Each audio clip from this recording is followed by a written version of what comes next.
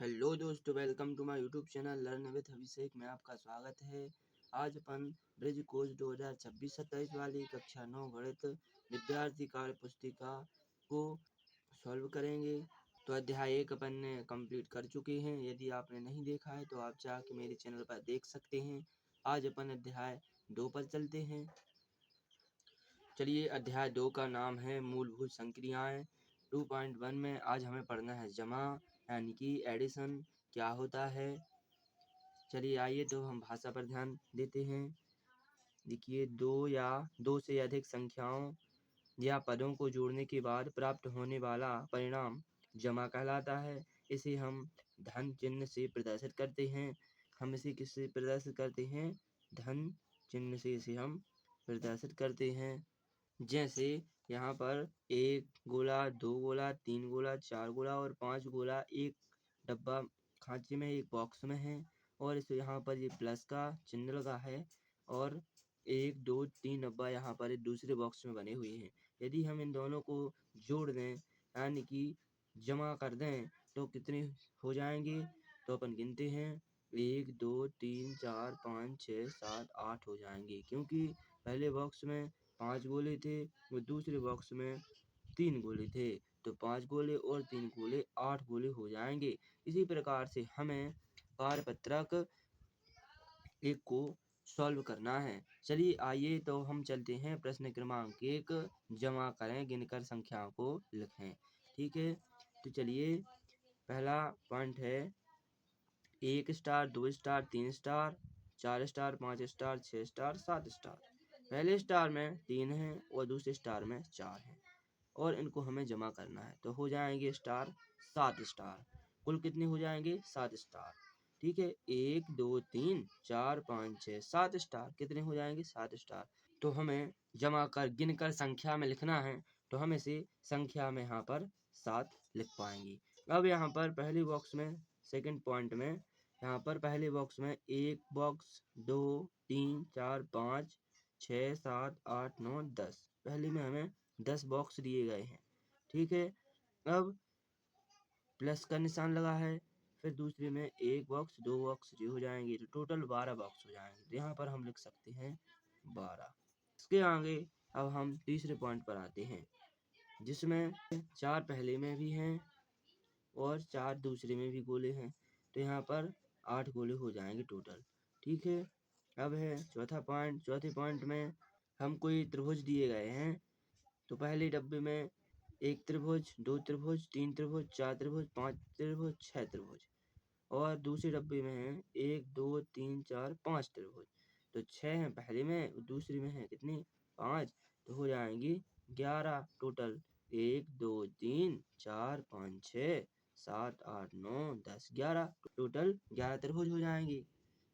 अब हम आते हैं 5वें पॉइंट पर, जिसमें हमको कुछ ये तीर टाइप के बने हुए हैं, तो 1 2 3 4 5, टोटल 5 हो जाएंगे। इसकी गिनने की संख्या कितनी हो जाएगी? 5 हो जाएगी। 2 हो जाएंगे। देखिए आप, यहाँ पर एक सेब बना है, यहाँ पर दूसरा सेब बना है, लेकिन दूसरे डिब्बे में कोई सेब नहीं बना है, तो यहाँ पर अपन टोटल 2 हो जाएंगे। ठीक है, इसी प्रकार से हमने कार्यपत्रक फर्स्ट को कंप्लीट किया। अब हम बढ़ते हैं कार्यपत्रक 2 की ओर। चलिए तो आइए अब हम कार्यपत्रक 2 में दिए गए कुछ सवालों को हल करते हैं, जिसमें हमें लिखा गया है कि नीचे लिखी संख्याओं का योग कीजिए। हमें इनका जोड़ना करना है। चलिए, 3 और 4 कितने हो जाते हैं? तो 7 हो जाते हैं। 6 और 4 कितने हो जाते हैं? तो 10 हो जाते हैं। 6 कहा जाएगा 6, 3 और 1 हो जाएगा 4, 46 हो जाएगा। ठीक है, 8 3 11, 11 की आ जाएगी 1, 5 और 1 6, एक हासिल की थी तो हो जाएगी 7। इस प्रकार से अपन बढ़ते चलेंगे। यहाँ पर आ जाएगा 4, यहाँ पर कुछ नहीं है तो ज्यों को त्यों 7 आ जाएगा। ठीक है, अब हम बढ़ते हैं पॉइंट 6 की ओर। इसमें 107 और 312 दिए गए हैं, इनको ऐड करना है, हमें इनका योग करना है। तो 7 और 2 कितने हो जाएंगे? तो 9 हो जाएंगे। 0 और 1 का 1 आ जाएगा। 1 और 3 हो जाएंगे 4। ठीक है, इसी प्रकार से हम करते चलेंगे। 8 और 2 कितने हो जाएंगे? 10। 10 का आ जाएगा 0, हासिल आ जाएगी 1, हासिल वाली 1 और 1 हो जाएंगे 2 और 5 और 1 हो जाएगा 6, जिसमें हमें 9 और 0 9, 9 और 0 9, 9 और 0 9, 3 और 2 को ऐड करेंगे तो 5 हो जाएंगे। ठीक है, इसी प्रकार से हम 5 5 10 का आ जाएगा 0, हासिल आ जाएगी 1, 2 और 1 हासिल वाली 3 और 1 जीरो हो जाएगी 4। अब 3 और 2 5, 8 और 6 हो जाएंगी 14। तो इस प्रकार से हमने इसे सॉल्व किया। अब हम बढ़ते हैं कार्यपत्रक 3 की ओर, जिसमें कुछ 12 सवाल दिए गए हैं। चलिए आइए तो हम फर्स्ट वाला सवाल को पढ़ते हैं और अच्छे से समझते हैं और फिर इसके बाद इसे हम सॉल्व करते हैं। समझना बहुत ही ज़रूरी होता है ऐसे सवालों को, क्योंकि यदि आप समझ नहीं पाओगे तो फिर करना तो बड़ा ही मुश्किल काम हो जाएगा। इसीलिए पहले हम अच्छे से समझते हैं। नमन है कोई, एक लड़का का नाम है नमन, ने 800 की मिठाइयाँ, ठीक है, इसने कितने की? 800 रुपये की मिठाइयाँ ले ली, मिठाइयाँ एवं 550 रुपये की कॉफ़ियाँ खरीदी। ठीक है, तो बताइए कुल कितने रुपए का सामान खरीदा? तो हम लिख पाएंगे 800 रुपये की उसने मिठाइयाँ खरीदी। कितने की खरीदी उसने? 800 रुपये की कौन सी क्या खरीदी? मिठाइयाँ। 800 की उसने मिठाइयाँ खरीदी। ठीक है, और 550 रुपये की उसने क्या खरीदा? कॉफ़ियाँ खरीदी।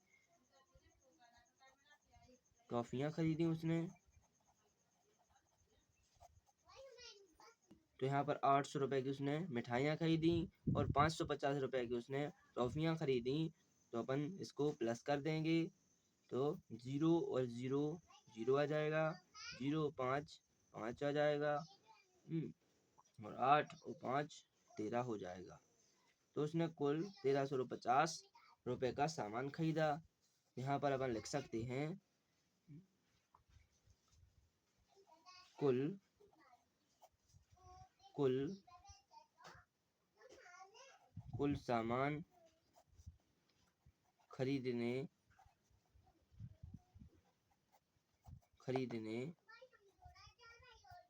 का मूल्य 1350 रुपये हो जाएगा। ठीक है, चलिए तो अब हम बढ़ते हैं 12 सेकंड की ओर, जिसमें सोहन ने अपनी बस यात्रा में 855 किलोमीटर की दूरी तय की एवं 625 किलोमीटर ट्रेन द्वारा तय की। तो यात्रा में तय की गई कुल दूरी कितनी है? तो सोहन ने अपनी बस यात्रा में 855 किलोमीटर की दूरी तय की। किसमें? बस यात्रा में। सोहन द्वारा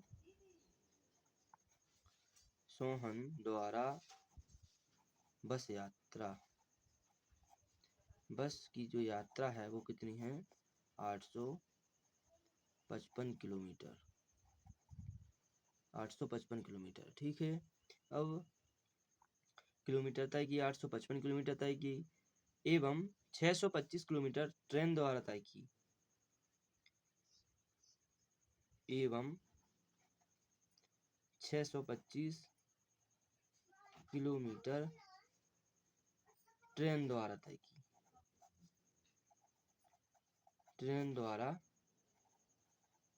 की। ठीक है, ट्रेन द्वारा तय की। तो यात्रा की कुल दूरी क्या है? क्वेश्चन ये है कि यात्रा की कुल दूरी क्या है।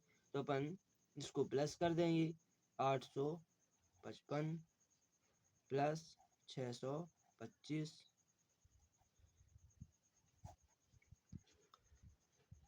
5 5 10 का शून्य हासिल आ जाएगी 1, 5 और 2 7 और 1 हासिल की 8 और 8 6 14। तो 1480 किलोमीटर कुल यात्रा तय की, कुल यात्रा की दूरी हो जाएगी। ठीक है, कुल यात्रा की दूरी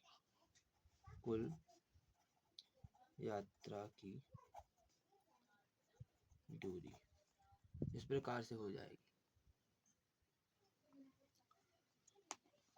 प्रश्न क्रमांक इसके तीसरा पॉइंट है कि एक शाला में 1068 छात्राएं एवं 1142 छात्र पढ़ते हैं, तो बताइए कि शाला में कुल कितने छात्र छात्राएं अध्ययन करते हैं। तो छात्राएं कितनी हैं? छात्राएं हैं 1068, ठीक है। और छात्र कितने हैं? छात्र हैं 1142। 1142 क्या है? छात्र हैं। इसको अपन ऐड कर देंगे। 8 2 10 का 0 हासिल आ जाएगी 1, 6 4 10 और 1 हासिल की 11, 11 की आ जाएगी 1 हासिल, फिर 1 1 और 1 2 हो जाएगी और 2 हो जाएगी, ठीक है।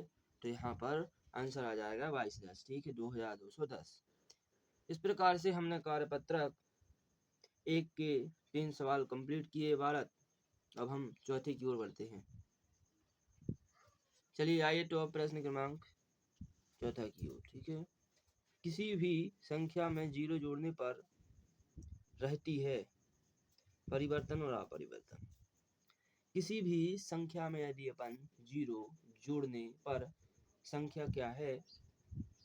अपरिवर्तित रहती है, क्योंकि वह परिवर्तित नहीं होती है, इसीलिए वह अपरिवर्तित है, उस पर कोई इफेक्ट नहीं पड़ता है, ठीक है, इसलिए अपरिवर्तित स्पष्ट हो जाएगा। जैसे 0 पांचवा है, 0 + 0 जोड़ने पर हमें 0 ही मिलती है संख्या। यदि हम कोई 210 में हम 0 को प्लस कर दें तो हमें 210 ही प्राप्त होगी। इस प्रकार से अपन देख सकते हैं, ठीक है। अब हम आते हैं कार्यपत्रक 4 की ओर, जिसमें हमें कुछ जोड़ना के सवाल दिए गए हैं, तो जोड़ना है उसको। चलिए आइए तो हम फर्स्ट को देखते हैं, जिसमें 5843 में प्लस करना 132 और फिर प्लस करना है 50। तो इससे कोई इफेक्ट नहीं पड़ता है कि 3-3 संख्याएं या 5-5 संख्याएं हैं, क्योंकि हमें इकाई का अंक इकाई में ही जोड़ना होता है, और दहाई का अंक दहाई में जोड़ना होता है, सैकड़ा का अंक सैकड़ा में जोड़ना होता है, 1000 वाला अंक 1000 में जोड़ना होता है, जिससे कोई भी परेशानी नहीं आती है। चलिए आइए तो हम इसे देखते हैं। 3 और 2 कितने हो जाएंगे? 5 हो जाएंगे। इकाई की जगह पर लिख दो 5, ठीक है। इसके बाद 4 और 3 कितने हो जाएंगे? 7 हो जाएंगे। 7 और 5 कितने हो जाएंगे? तो 12 हो जाएंगे। 12 12 की आ जाएंगी 2, हासिल आ जाएगी 1, ठीक है। 8 और 1 9 हो जाएगा। 1 हासिल थी अपनी, तो 10 हो जाएगा। 10 का 0 आ जाएगा। 5 में 1 अपन जोड़ देंगे हासिल वाली, तो 6 हो जाएंगे। तो 6025 इसका फाइनल आंसर हो जाएगा। चलिए आइए तो इसे अब सेकंड को सॉल्व करते हैं अपन, ठीक है। इकाई में यहाँ पर सिर्फ 2 लिखा हुआ है, यहाँ पर दहाई में 9 6 1 लिखा हुआ है, सैकड़ा में 0 1 3 लिखा हुआ है, 1000 में 3 2 लिखा हुआ है, 10,000 में 8 3 लिखा हुआ है। चलिए आइए तो अब इसे हम जोड़ते हैं। देखिए इस 2 के ऊपर यदि कुछ नहीं लिखा है तो अपन 0 0 मन से लिख सकते हैं समझने के लिए। इकाई हो जाएगी, इकाई में सिर्फ यहाँ पर 2 आ जाएगा, ठीक है। अब 9 और 6 15 हो जाएगा, 15 हो जाएगा, और 15 में यदि अपन 1 जोड़ दें तो 16 हो जाएगा। 16 की आ जाएंगी 6, यहाँ चला जाएगी 1, 1 और 3 4 हो जाएंगे, और 1 हासिल वाली 5 हो जाएगी। इसके बाद 3 और 2 5 हो जाएंगे, और 8 3 11 हो जाएंगे। इस प्रकार से अपन ने इसे सॉल्व किया। इसके बाद अब हम थर्ड पर जाते हैं। तो इकाई का अंक हमें इकाई में जोड़ना होता है, जैसे 6 और 4 10 हो जाएंगे, 10 का 0 आ जाएगा, हासिल 1 आ जाएगा।